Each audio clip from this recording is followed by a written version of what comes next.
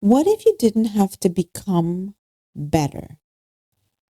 What if it was more a case of allowing or perceiving, not so much achieving or creating? I'm not talking about you want to create a better physical body through exercise, or you want to learn a skill, or you want to go to school and gain a diploma in something. I'm not talking about that.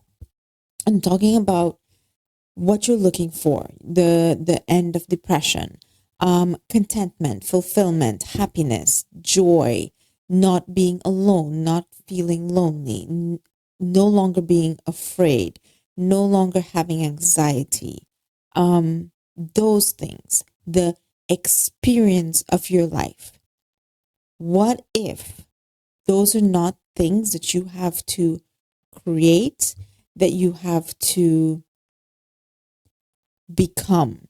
You don't have to heal or learn or develop a technique. You don't have to reach some sort of enlightenment. You don't have to earn some sort of grace or favor from, God or the divine.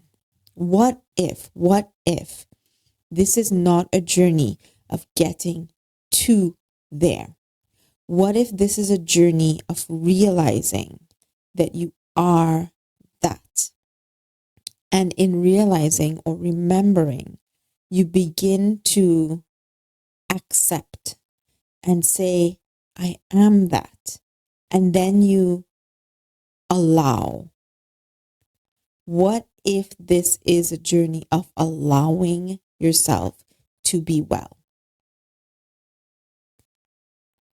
I know it seems too simple. And if you don't have the patience to watch this entire video, then let me just say, if you doubt that this is true, look it up.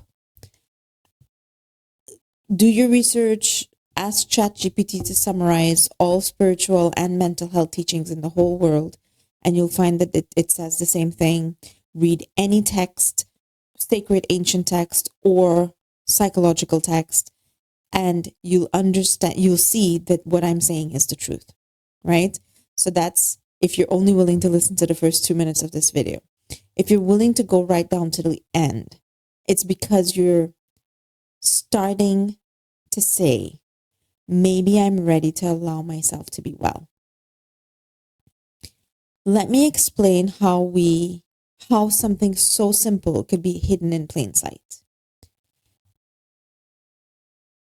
You being content, you being peaceful, you being feeling connected and having love to express and feeling that you are loved.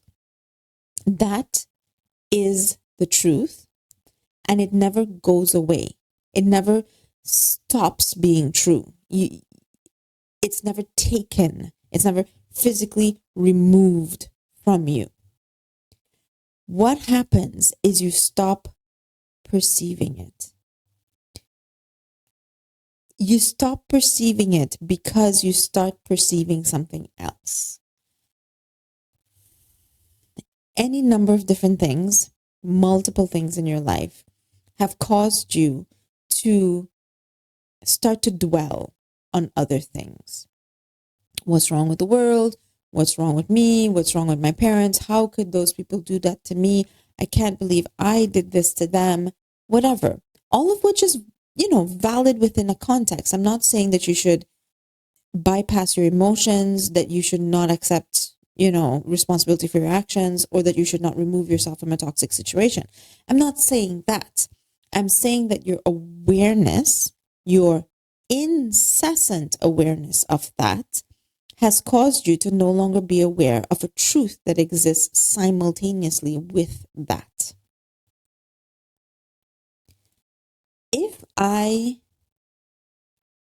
If you and I are in a crowded room or a hall, a big hall full of people, and if I am standing next to you, a few feet away, and I am gently, softly, and persistently saying, I love you, you're well, all is well, I love you. You're okay. Everything's okay.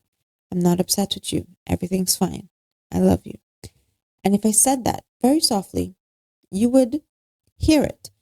But if there were other people in the room, 100 people in the room, this great big hall, if you turn to me and you listen to me and you look at me and you connect with me and I say, I love you, you will hear me. But the moment you start listening to anything else or anyone else, even if it's a voice in the far corner of the hall or the other person next to you, the person on the mic, the 10 people ordering dinner, the one person yelling at you that you're rubbish, whatever it is, if you turn your awareness from me, you will hear what those other people are saying, and you will no longer hear what I am saying. Even though I do not stop standing next to you and saying, I love you, you're well. I love you, you're well. This is what your higher self, your true self, your authentic self, your spirit, your inner being. This is what your higher self is saying to you all the time. It is saying, I have the inspiration you're looking for. I am at peace. You are at peace. We are at peace. Because your higher self and you are the same thing. I am at peace. I am content. I don't need anything. I don't lack anything. All is well. I already feel love. This is what your higher self is saying to you all the time. And things have gotten your attention. Other people in the room are yelling and screaming, you're in danger, you're in danger, or global injustice, or that was really unfair, or you deserve an apology. And here's the thing, right, with this metaphor. You are waiting for all of those voices to stop. You're waiting for the global injustices to stop. You're waiting for the apology to come. You're waiting for the memories to go away.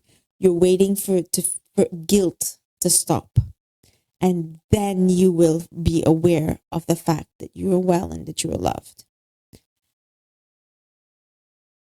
And while we are humans having human experiences and we are continuously fixing those things, yes, you go and you work on your relationship with your parents, and yes, you go out there and you take civic action to build better communities. Yes, yes, yes, yes, yes, you do those things, but those things will never end. And if you're waiting for those things to end for you to experience wellness, you will never experience it. For two reasons. Because one, they will never end. The healing journey, your family's healing journey, society's healing journey is never ending. And the second reason is those things do not create your wellness.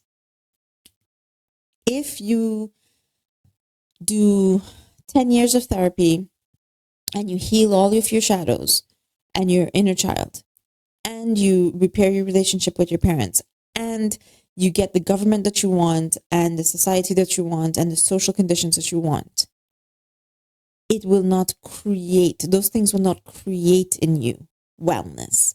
You will not wake up and smile and say, I am content. I am comfortable in this moment. I love, I feel and express love. Those things do not cause that. That is. And you have to recognize that and allow that and then bring it forth. The smile on your face when you wake up in the morning is not because you woke up in a perfect world. It's because you remembered your perfect nature and you bring that into the world. I hope this is clear. I don't want to talk in circles or say the same thing over and over, but it is, to use the yogic terms, Satchitananda, it is the awareness of being that is bliss.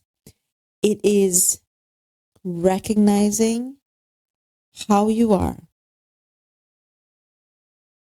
that makes you well, that gives you the experience of wellness, because how you are is well. So the work then is not about I shall become well, I shall create a good mind, a good emotion. The work becomes what is preventing me from being aware of this wellness. To go back to the metaphor of you, I, and a bunch of people in a great big hall, why are you listening to that person over there who's saying that you should have some guilt? And why are you listening to that person over there who is spewing hate? And why are you listening to that person over there that's telling you should be afraid? Instead of listening to me saying, I love you, I care for you, you are well. Why is it that you are not able to lift your awareness from the admittedly imperfect things in your physical and social life? Why can't you lift your awareness from that and still be aware of the inherent wellness of your nature, of your consciousness? That is what needs to be addressed in order for you to be able to experience the truth of your being. So you need to say, what trauma has hypnotized me? What pain has paralyzed me? What fear, what incident in the past has made me terrified that I'll repeat that incident in the future? What lie have I believed about myself that makes me feel that I am limited and vulnerable? What caused me to be disconnected from the understanding that I am supported, fueled, and inspired from the inside? When you understand those things, you can create a separation from those things. They don't have to go away in your physical world. You just realize, oh my goodness, I have made them into my God. I have built an idol of them, put them on the altar, and I stare at them all day. And when you do that, when that realization occurs, you go, okay. These situations in my life that I would like to change and that I am working towards changing are not the master of my awareness. I am the master of my awareness. And then you refine the seat of command and you go, where I place my awareness is my choice. I am the one turning the camera. I'm the cameraman. I am the person behind the projector. I'm the person putting the slides into that little carousel. And when you do that, you begin to choose to return your awareness to how you truly are. And once a day, you do a 5-minute meditation and you say, yes, I remember being. I allow myself to be and to experience my being.